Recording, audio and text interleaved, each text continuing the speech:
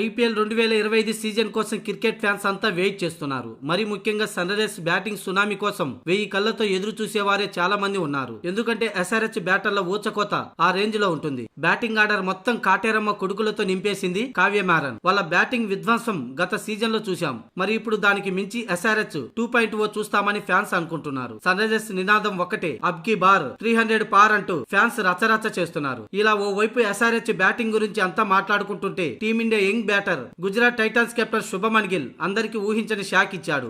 ఊరుకోండి భయ్యా, ఎస్ఆర్హెచ్ వాళ్ళే కాదు మేం కూడా ఈసారి 300 కొట్టి చూపిస్తామంటూ మంచి కాన్ఫిడెన్స్ చూపిస్తున్నాడు. తాజాగా ఐపీఎల్ ప్రారంభానికి ముందు శుభమన్ గిల్ మాట్లాడుతూ తమ టీం కు మంచి బ్యాటింగ్ లైనప్ ఉందని, దానికి తోడు ఇంపాక్ట్ ప్లేయర్ రూల్ వల్ల భారీ స్కోర్లు చేసే అవకాశం ఉందని, ఈసారి 300 కొడతామంటూ ధీమా వ్యక్తం చేశాడు. ఐపీఎల్ 2024 సీజన్ కు ముందు హార్దిక్ పాండ్యా ముంబై ఇండియన్స్ కు తిరిగి వెళ్లిపోయిన క్రమంలో శుభమన్ గిల్ గుజరాత్ టైటన్స్ కెప్టెన్ గా బాధ్యతలు చేపట్టాడు. కెప్టెన్ గా శుభమన్ గిల్ కి ఇది 2వ సీజన్. గత సీజన్ లో గుజరాత్ టైటన్స్ అంత మంచి ప్రదర్శన కనబర్చలేదు. పాయింట్ల పట్టికలో 8వ స్థానంలో నిలిచింది. ఈసారి మాత్రం అది రిపీట్ చేయనని శుభమన్ గిల్ అన్నాడు. లాస్ట్ సీజన్ లో నేను చేసిన తప్పులు ఈ సీజన్ లో రిపీట్ చేయనని, బ్యాటింగ్ కెప్టెన్ 2 వేరు అని అర్థం చేసుకున్నానని అన్నాడు.